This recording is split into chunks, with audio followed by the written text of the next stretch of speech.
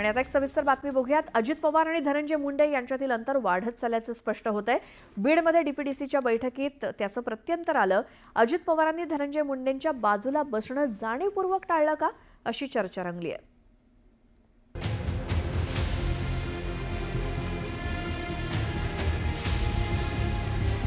बीडचे पालकमंत्री अजित पवार यांच्या शेजारी पर्यावरण मंत्री पंकजा मुंडे बसल्या आणि पंकजा मुंडेंच्या शेजारी अन्न व नागरी पुरवठा मंत्री धनंजय मुंडे बसले। नेहमीच अजित पवारांच्या आजूबाजूला असणारे धनंजय मुंडे दादांच्या शेजारी नसल्यानं शंका उपस्थित झाल्या नसत्या तरच नवल।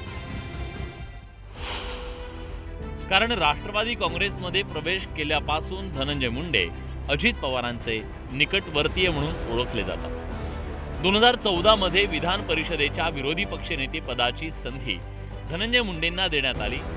पवार फडणवीसांच्या 70 तासांचं सरकार सत्तेत येण्यात सुद्धा धनंजय मुंडेंची भूमिका मोठी होती। त्यानंतर मविया सरकारमध्ये बीडचं पालकमंत्रीपद त्यांच्याकडे देण्यात आलं होतं। तर अजित पवारांसह महायुतीच्या सरकारमध्ये सामील झाल्यानंतर धनंजय मुंडेंकडे कृषी खातं देण्यात आलं होतं। धनंजय मुंडेंनी हा सगळा राजकीय पल्ला अजित पवार यांच्या सहकार्यानं गाठला। मात्र आता अजित पवारांच्या शेजारी पंकजा मुंडे बसल्यानं नेमकं झालं तरी काय, असा प्रश्न निर्माण झालाय। धनंजय उशिरा आला तर ती खुर्ची रिकामी ठेवायची का अजितदादांच्या? तर मंत्री लिहिलेलं होतं, तिथे लिहिलं नव्हतं मंत्री धनंजय मुंडे, मंत्री लिहिलं होतं मी मंत्री आहे, बसले तिथे।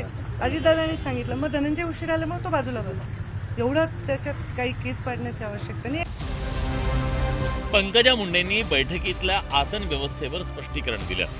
मात्र बीड जिल्ह्यात गाजत असलेलं संतोष देशमुख हत्या प्रकरण, देशमुख हत्या प्रकरणात आलेलं वाल्मिक कराडचं नाव, त्यामुळे धनंजय मुंडेंची झालेली कोंडी, या सगळ्या पार्श्वभूमीवर वाल्मिक कराड धनंजय मुंडेंचा निकटवर्ती असल्यानं विरोधकांनी त्यांच्या राजीनाम्याची मागणी केली आहे। परिणामी या सगळ्या वादाच्या पार्श्वभूमीवर अजित पवारांनी धनंजय मुंडेंच्या बाजूला बसणं जाणीवपूर्वक टाळलं का, अशी चर्चा आता राजकीय वर्तुळात रंगली आहे। Bureau report, news 18 Lokmat.